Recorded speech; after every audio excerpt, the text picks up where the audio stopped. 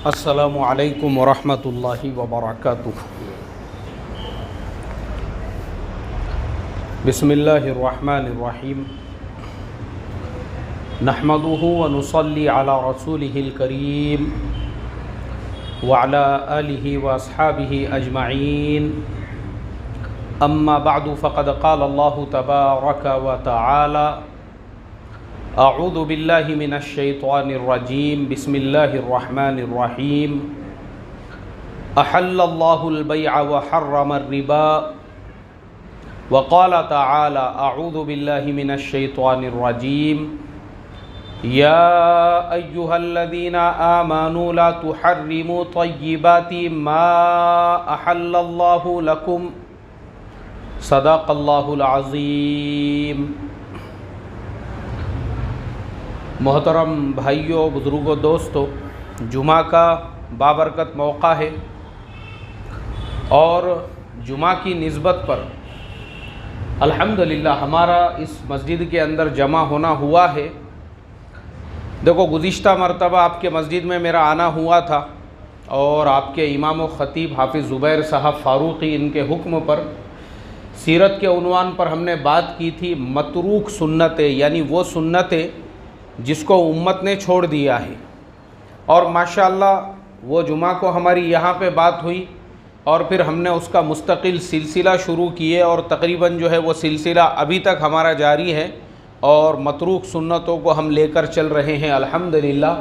तो आपके इस मस्जिद की बरकत से अल्लाह के फजल व करम से एक नया उन्वान मिल गया जिसको हज़ारों लोग सुन रहे हैं और उस सवाब के अंदर हमारे हाफिज़ ज़ुबैर साहब फ़ारूक़ी भी और उनके अलावा आप तमाम लोग भी बराबर के शामिल हैं।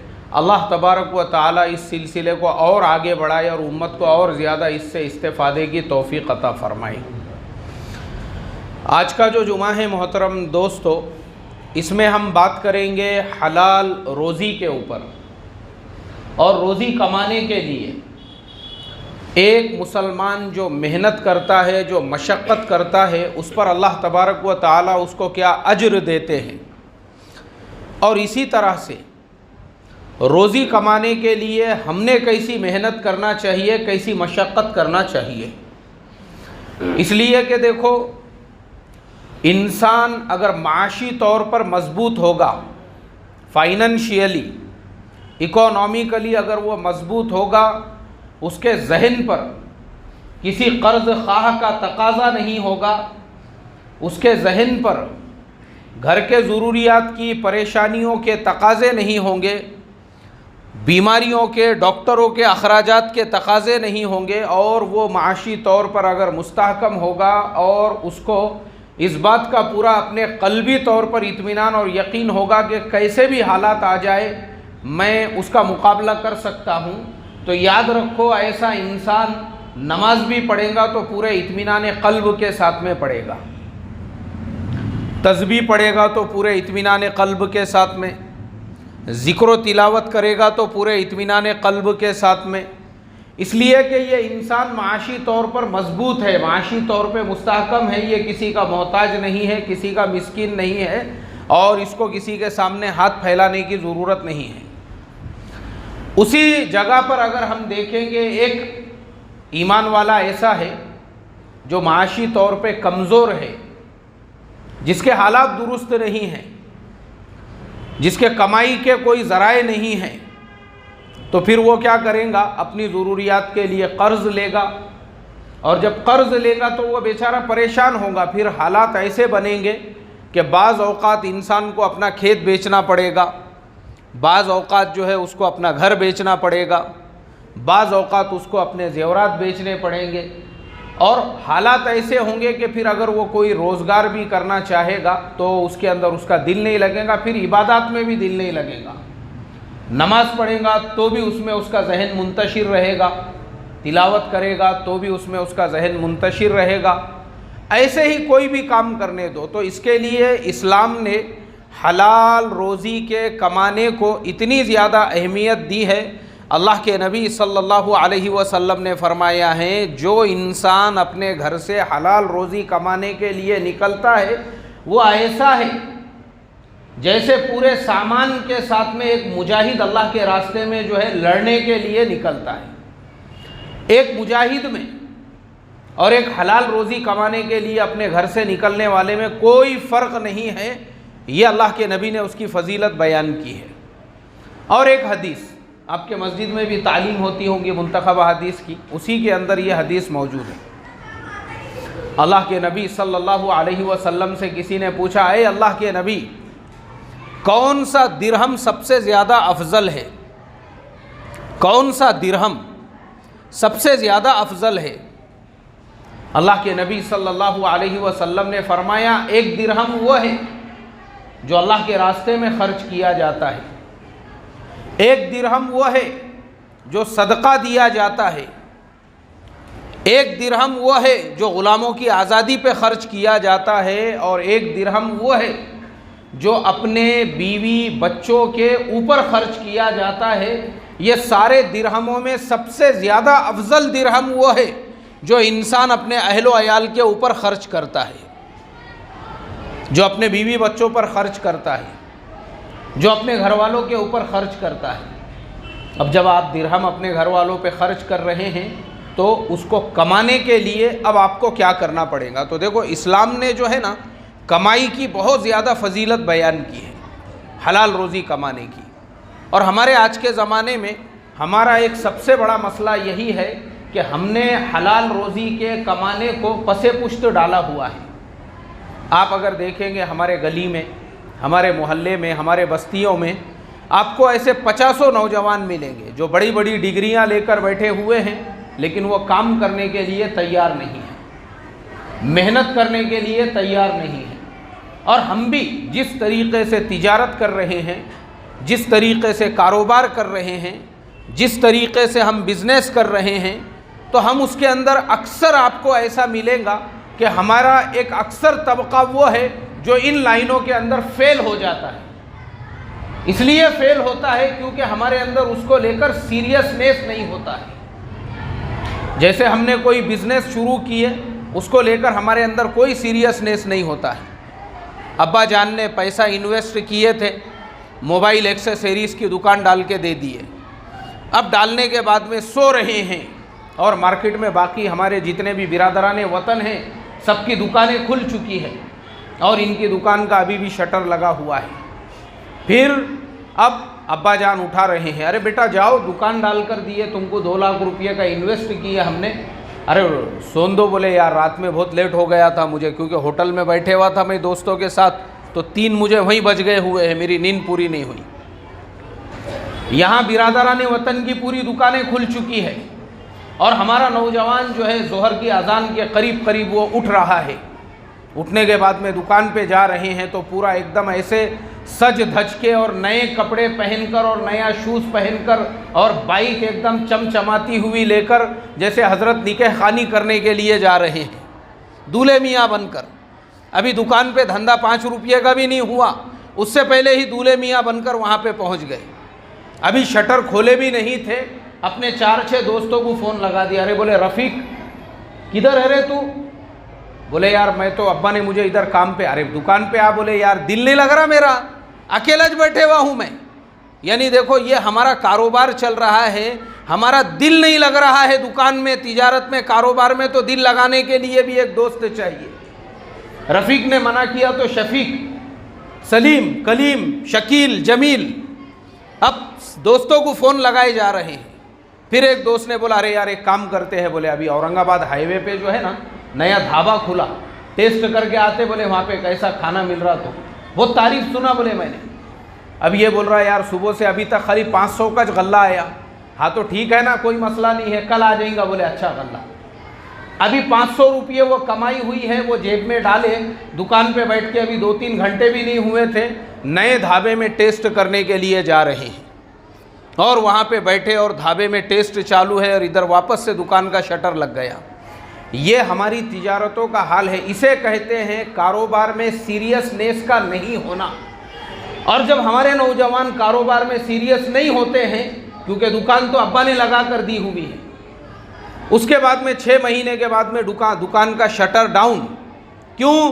धंधा चल रहा नहीं। बोले अपने लोगों को जो है इतने महंगे महंगे एक्सेसरीज खरीदने की आदत नहीं है, लोग वहाँ जा रहे बोले मेन मार्केट के अंदर, वहाँ सस्ते में मिलता है, इसके लिए कोई ले रच नहीं बोले अपने पास से, फिर कर दो दुकान बंद। अब ये दुकान बंद हो गई, अब क्या करते, दूसरा कोई कारोबार करेंगे, बोले रिक्शा चलाते, ठीक है नया शोरूम से रिक्शा निकाल के दे देता हूँ।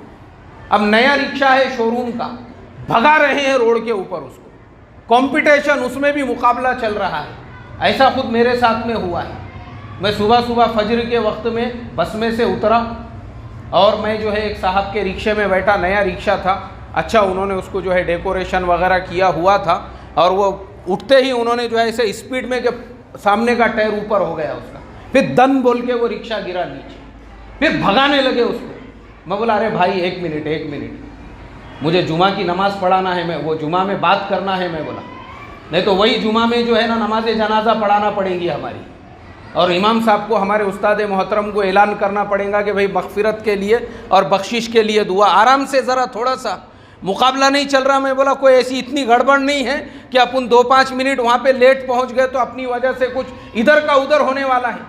सुकून से, आराम से, और अगर आपके पास में और 2-4 भाड़े होंगे ना तो मैं आपको 10 रुपये ज़्यादा देता, मगर मेहरबानी करो यार मेरे ऊपर। ये क्या है, मैं बोला ये रिक्शा चलाने की कोई हद है ये? यानी गवर्नमेंट ने आपको अच्छे रोड बनाकर दे दी है, एकदम मजबूत रोड उन्होंने इसलिए बनाकर दिए, मतलब आप इससे इस बात का सबूत दे रहे हैं कि कसूर गवर्नमेंट का है जिसने अच्छे रोड बनाई, हम वही गड्ढे वाले रास्तों के काम के थे। तो हमारी रफ्तार काबू में रहती थी, लेकिन हमको अच्छे रास्ते मिल गए कि पहला ही टायर ऊपर, पहले गियर के अंदर है, तो वो रिक्शा भी जो है 6 महीने में उसका कबाड़ा कर दिए। तो ये जो हमारा सिस्टम है ना, देखो असल हमारे नौजवानों के फेल होने का रीज़न मैं आपको बता रहा हूँ कि मुसलमान हलाल कारोबार में जब तक आपके अंदर सीरियसनेस नहीं आएगा, आप किसी भी तिजारत, आप सोचो ना, आपके अपने शहर के अंदर हमारे बिरादरान वतन भी है, और हर लाइन की उनकी होलसेल की दुकान है, हर लाइन की किराना दुकान में अगर आप चले जाएंगे तो मैं आपसे पूछता हूँ, देखो मुसलमान जो है ना वो गवर्नमेंट से ये मांग करते हैं, बोले हमको 5% रिजर्वेशन चाहिए, और ख़ुद मैंने ये धरने आंदोलन दिया हूँ, मैं खुद बैठा हूँ कलेक्टर ऑफिस के सामने धरना देते हुए 5% रिजर्वेशन के लिए, मतलब सब लोगों के साथ में हमने उस पर तकरीरें की है। लेकिन बाद में मैंने एक दिन गौर किया, मैं बोला यार हम 5% का गवर्नमेंट से तकाजा कर रहे हैं कि हमको रिजर्वेशन चाहिए, चलो मान लो गवर्नमेंट अगर हमको 5% रिजर्वेशन दे देती है तो हमारी कौम के अंदर, हमारे समाज के अंदर 5% डॉक्टर है क्या? अगर गवर्नमेंट ने हमको कोटा भी दी 5% का, तो 5% हमारे डॉक्टर है क्या सरकारी दवाखानों में लगने के लिए? अरे भाई बोलो ना, 5%। अच्छा अब मैं आपको 5% का फिगर बताता हूँ। 5% किसे कहते हैं? 5% ये कहते हैं, मिसाल के तौर पे जालना शहर के अंदर मुसलमानों की आबादी 2 लाख है। कितने लाख है भाई? 2 लाख है। तो 2 लाख का जो 5% है वो कितना होता है आप मुझे बताइए? वो होता है 10,000। कितना होता है 2 लाख का 5%? 10,000। इसका मतलब मालूम है आपको? इसका मतलब ये है, जब हम गवर्नमेंट से 5% की बात कर रहे हैं तो हमने अपने कौम के अंदर 2 लाख में से 10,000 हमने डॉक्टर पैदा करना चाहिए। कितने पैदा करना चाहिए भाई? अरे भाई बोलो ना, 10,000। ये 5% होता है कौम के अंदर, समाज के अंदर। जब आपकी आबादी 2 लाख है, उसमें से 10,000 आपके डॉक्टर होना चाहिए। लेकिन मुझे आप बताओ, हमारे पास में बेचारे हमारे 10 डॉक्टर जिनका हम उंगलियों पे नाम ले सकते हैं, उनमें भी कुछ मरहूम हो गए, अल्लाह ताला उनकी मगफिरत फरमाए। हमारे पास उनके अलावा नाम लेने को डॉक्टर नहीं है, नाम लेने को। तो मैंने सोचा, मैं बोला यार अपन खुद धरने आंदोलन में बैठे, मान लो अगर गवर्नमेंट ने अपने को 5% रिजर्वेशन दे दी और फिर हमको जो है उसने कहा कि भाई तुमको 5% डॉक्टर भी देना पड़ेंगे, तो कहाँ से लेकर आएंगे बताओ मुझे? 5% वकील चाहिए फिर आपके। अब मुझे आप बताओ, अगर हमारी 2 लाख की आबादी है तो 2 लाख में हमारे 5% वकील कितने होना चाहिए भाई? अरे भाई बोलो ना, 10,000 होना चाहिए। 1000 तो 2 छोड़ के हमारे 10 उंगलियों पे गिने जैसे है कि भाई बड़े वकील। है हमारे पास। उसके अलावा और बहुत सारी चीज़ें हैं। चलो अब ये छोड़ दो गवर्नमेंट खातों को, डॉक्टरी को छोड़ दो, वकालत को छोड़ दो। अब हम आते हैं बिजनेस के लाइन के अंदर। चलो हमको गवर्नमेंट ने 5% रिजर्वेशन नहीं दी, लेकिन दूसरे लाइनों के अंदर तो हम आज़ाद है 5% में। जैसे मिसाल के तौर पर 5% जो है, क्या हमारी होलसेल की किराने की दुकानें हैं क्या भाई? मुझे बताओ ना आप, मेरा सवाल है आपसे। 5% मुझे आप बताइए। हमारी है होलसेल दुकानें हैं 5%, हमारी कंप्यूटर एक्सेसरीज़ की दुकानें हैं 5%, हमारी मोबाइल एक्सेसरीज़ की दुकानें हैं 5%। तो शरीयत के अंदर देखो, हम उस नबी सल्लल्लाहु अलैहि वसल्लम के नाम लेवा है जिनके सहाबी हज़रत अब्दुर्रहमान इब्न औफ रज़ी अल्लाह ताला अन्हु जब मक्के से हिजरत करके मदीना पहुँचे थे, कुछ भी नहीं था उनके पास में, नो कैपिटल, कुछ नहीं था उनके पास। फिर अल्लाह के नबी सल्लल्लाहु अलैहि वसल्लम ने एक सहाबी से उनकी मुलाकात कराई और उन सहाबी ने कहा, बोले देखो मेरे पास में 2 घर हैं, उनमें से एक आप ले लो। 2 बाग हैं, उनमें से एक आप ले लो। 2 बीवियां हैं, उनमें से मैं एक को तलाक दे देता हूं, आप एक से निकाह कर लो। तो मैं आपको, क्योंकि अल्लाह के नबी ने आपको मेरा क्या बनाया है, भाई बनाया है, तो मैं चाहता हूं कि हर चीज़ आपके अंदर बराबर तकसीम करूं। लेकिन हज़रत अब्दुर्रहमान इब्न औफ रज़ी अल्लाह ताला अन्हु जो है वो खुददार थे सहाबा इकराम। कैसे थे भाई सहाबा इकराम? खुददार थे, खुददार। हाँ, हमारे जैसे नहीं। हमारे ज़माने का अगर कोई रहता और अगर सामने वाला नहीं भी दे रहा तो झगड़े करके लेता था। आज आम देखो, मुझे लोग ये कहते हैं, अभी मैं पिछले जुमा को मैं मदीना मुनव्वरा में था और ये जुमा को मैं जालना में हूँ। तो मैं बाहर मुल्कों में, यानी जैसे वहाँ पे मेरा सफ़र हुआ, तो वहाँ ऐसे मुल्कों में लोग सवाल करते हैं, बोले यार इंडिया में मुसलमानों पे बहुत जुल्म हो रहा है, हमने ऐसा सुने। मैं बोला बिल्कुल सही सुने तुमने, जुल्म हो रहा है, लेकिन जुल्म करने वाले भी मुसलमान ही है मुसलमान के ऊपर। बोले कैसा क्या? मैं बोला देखो मैं आपको बताता हूँ। मुसलमान का घर किराए से ले रहा है और बाद में उस पर कब्ज़ा करके बैठ रहा है। हमारे ज़माने का कोई होता, यानी हज़रत अब्दुर्रहमान इब्न औफ कैसे थे भाई?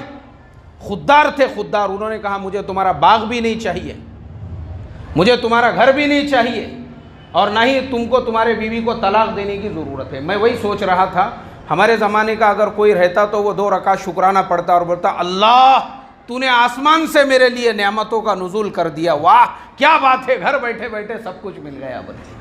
क्योंकि हमारे ज़माने में नीयतें ऐसी हो चुकी है, एक आधे का अगर प्लॉट खाली नज़र आ रहा है और देखे यार बहुत दिनों से कोई आया नहीं, तो वहाँ पे खुद अपना ही जो है दावा ठोक दिए।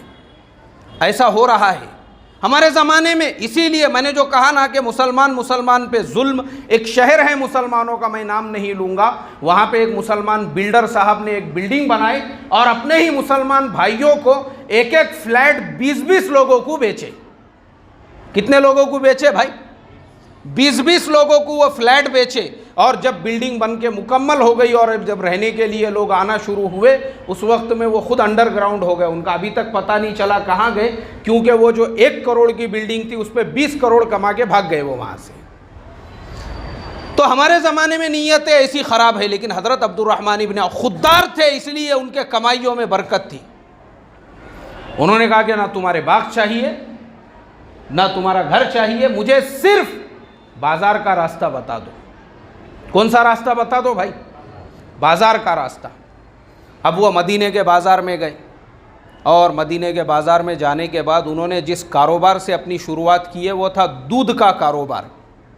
दूध, पनीर, दही, ये कारोबार शुरू किए।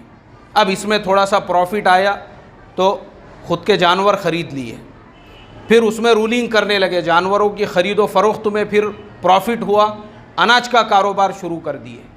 आप सोचो हज़रत अब्दुर्रहमान इब्न औफ रज़ी अल्लाह ताला अन्हु एक वक्त के इतने बड़े मदीने के ताजिर थे।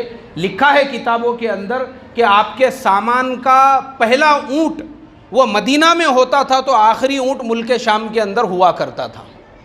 ऐसी लाइन लगती थी उनके माल की। और एक ज़माने में मैंने उनके कैपिटल का कैलकुलेशन किया था ना, तो रिलायंस इंडस्ट्रीज से भी ज़्यादा उनका कैपिटल था जब वो दुनिया से चले गए थे इंतकाल के वक्त में।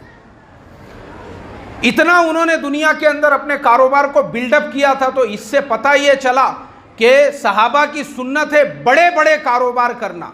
कैसे कारोबार करना भाई? ये जो हम बोलते हैं ना, अरे कब्र में लेके जाने का क्या, तो फिर जब कब्र में नहीं लेकर जाना है तो दूसरों को टोपी पिनाना भी तो नहीं है ना।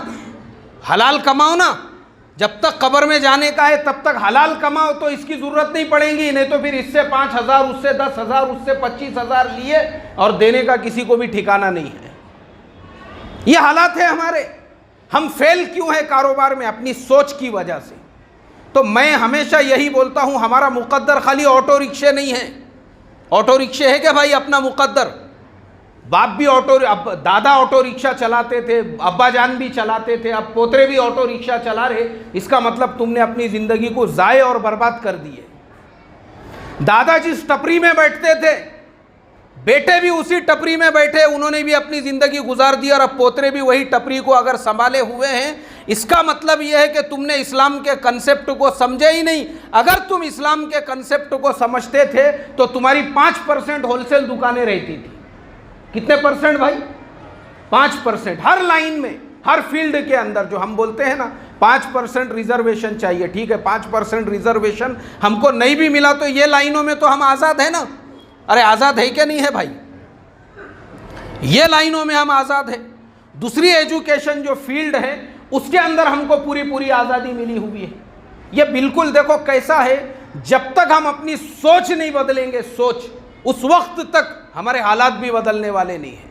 हमारे अंदर एक आग लगी हुई होना चाहिए, हमारे अंदर एक इनकलाब आया हुआ होना चाहिए, तब देखो आपके हालात कैसे नहीं बदलते हैं। और मैं आपको बताता हूँ ये एक्चुअल जो लोग, अभी मैं मदीना मुनव्वरा में था पिछले जुमा को, तो वहाँ पे जो है राजस्थान के एक डॉक्टर साहब है, डॉक्टर इमरान, वो मेरे मेज़बान थे।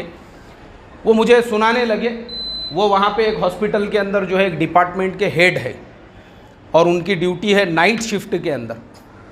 तो बोले एक दिन मैं अपने ड्यूटी के ऊपर शाम के वक्त में निकला और टैक्सी से मैं जा रहा था और वो जो टैक्सी चलाने वाला था वो बांग्लादेशी था।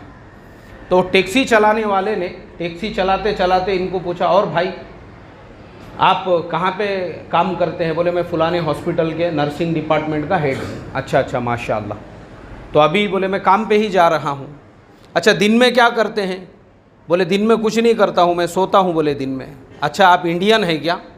इन्होंने बोले हाँ मैं इंडियन हूँ। आपको कैसे मालूम? बोले अगर आप बांग्लादेशी रहते थे ना तो आप दिन में सोते नहीं थे। क्या बोला उसने? अगर आप बांग्लादेशी रहते तो आप दिन में सोते नहीं थे। बोले देखो मैं भी एक जगह पे जॉब करता हूँ और उसके बाद के वक्त में मैं टैक्सी चलाता हूँ और टैक्सी में ही सोता हूँ। बोले मैं जितने भी लोग आपको मिलेंगे ना वहाँ से यहाँ पे आए हुए, क्योंकि उनके अंदर एक आग लगी हुई है कि भाई मुझे मेहनत करना है, अपने हालात को बदलना है। आपके हालात बाहर वाले नहीं बदलेंगे, आपके हालात किसको बदलना पड़ेंगे? किसको बदलना पड़ेंगे भाई? कुरान में जो अल्लाह ताला ने फरमाया, इन्नल्लाह ला युगय्यिरु मा बिक़ौमिन हत्ता युगय्यिरु मा बिअनफुसिहिम। खुदा ने आज तक उस कौम की हालत नहीं बदली, न हो जिसको ख्याल खुद अपनी हालत के बदलने का। हालात कब बदलते? जब आदमी रात रात भर ये सोच के सोता नहीं, बोले यार मैंने पूरी ज़िंदगी, मेरे अब्बा ने रिक्शा चलाते हुए गुजार दिए, दादा भी रिक्शा चलाते हुए, मेरी अपनी लाइफ में क्या परिवर्तन, क्या चेंज आ रहा है। ऐसी आग लगी हुई होना, तब जाके आदमी रिक्शे से जो है ना कार तक पहुंचता है और उसके बाद में फिर बड़ी गाड़ी तक, क्योंकि आग होना चाहिए। और अगर वो एकदम सुस्त और काहिल बन के बैठा हुआ है, वो कुछ नहीं कर सकता है। तो ये आग होना चाहिए, एहसास होना चाहिए हमारे अंदर कि क्या हमारी कौम का मुकद्दर सिर्फ ऑटो रिक्शे है। मेरा सवाल है ये आपसे। और हर शहर में आप देखो, किसी भी शहर में अगर आप चले जाओगे, रेलवे स्टेशन पे निकलने के बाद सबसे ज्यादा रिक्शे वाले अगर आपको किसी कौम के नजर आएंगे तो कौन सी कौम है भाई? वो हमारी कौम है सबसे ज्यादा। क्या हमारा मुकद्दर यही है? भंगार के गाड़े, ये हमारा मुकद्दर है। आप देखो जितने भी भंगार का जमा, कबाड़ी जमा करने वाले, रद्दी जमा करने वाले, भंगार जमा करने वाले आपको मिलेंगे, वो किसकी कौम से मिलेंगे भाई? मुझे आप बताओ ना, क्या हमारा मुकद्दर यही है? अरे हम कौन है? हम कोई जंगलों में रहने वाली कौम नहीं है, हम कोई आदिवासियों की औलाद नहीं है। हम वो मुसलमान हैं जिन्होंने इस मुल्क के ऊपर 800 साल तक हुकूमत की है। कितने साल तक? कितने साल तक? वो एहसास ही खत्म हो गया, मुर्दा हो गए हम लोग, गोश्त खा खा के बड़े का। ऐसे मस्तक जो है ना, ऐसे सुंद और कुंद हो गए हमारे कुंदे के जैसे, क्योंकि वो एहसास भी निकल गया हमारे अंदर का कि हम जो है वो मुसलमान हैं जिन्होंने इस मुल्क पे कितने साल हुकूमत की है?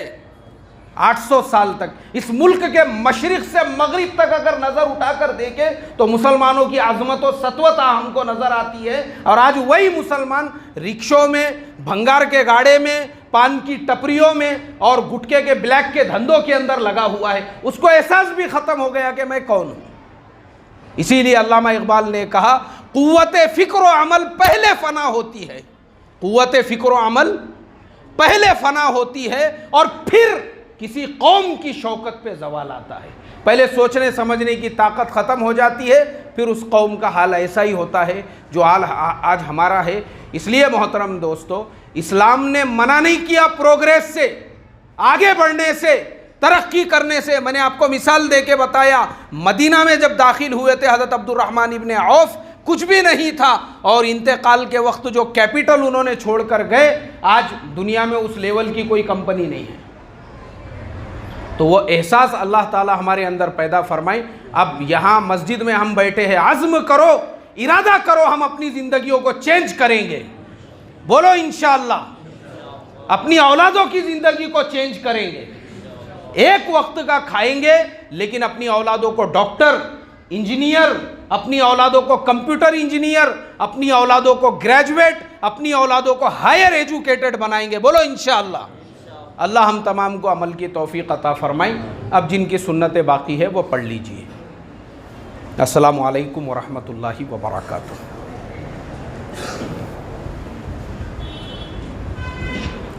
सुन्नतें जिन्होंने नहीं पढ़ी है, सुन्नतें पढ़ लीजिए।